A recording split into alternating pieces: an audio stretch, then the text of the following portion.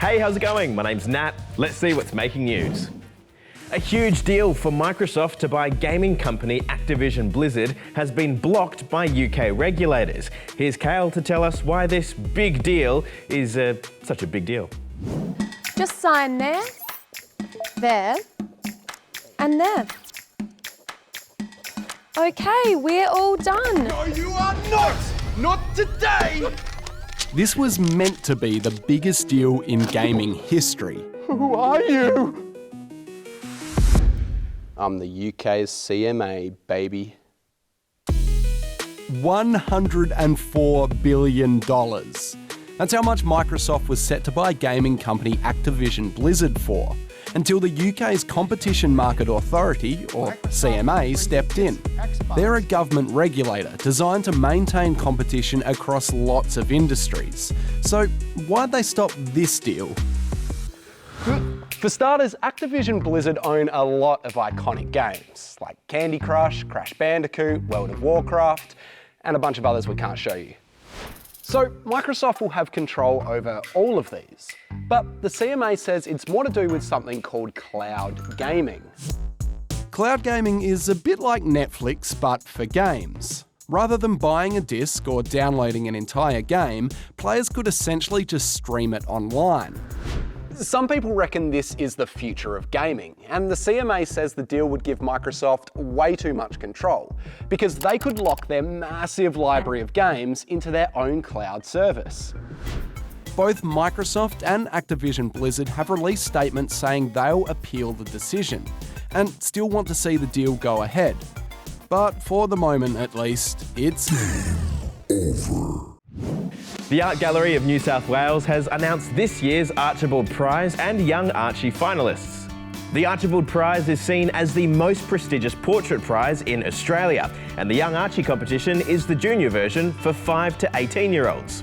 The winner of the Packing Room Prize, chosen by the gallery staff who unpacked the entries, was also announced, going to Andrea Huelin for this painting of comedian Cal Wilson.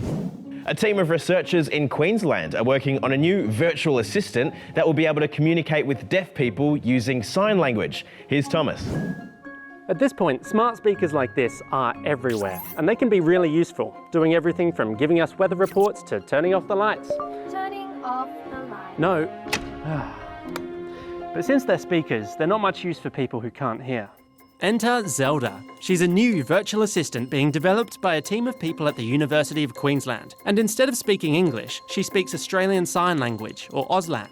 The idea behind the whole project is that a deaf person should be able to sign a command in the same way that a hearing person can speak a command to their Amazon Alexa or Google Home. Particularly in emergency announcements and things like that. It could be able to tell me that something's happened and I could work out a different way, to get to work. Creating a new virtual assistant is tough even for huge companies like Google. So there are bound to be challenges. For example, some people sign faster than others. It can be hard for computers to read facial expressions, and some signs mean different things in different states. So the Queensland sign is coffee. In Victoria, that's the sign for car.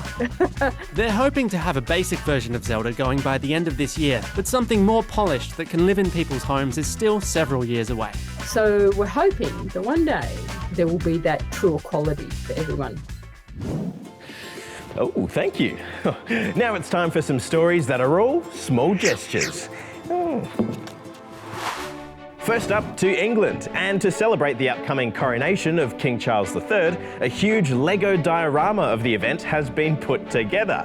I think it was something between 25,000 and 30,000 bricks just for the concert scene.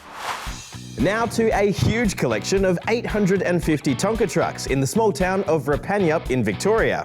The collection was started by a local 25 years ago, and now they're on display at the local Farming and Heritage Museum for the whole community to see. And finally, to Nigeria's friendly neighbourhood rubbish collector. Spider-Man? Yep, Jonathan here is a local environmentalist, and if he was a superhero, his superpower would be making a positive difference in his community. And I want to see a society that is free of waste. Well, that's all from us today. We'll see you tomorrow. Bye.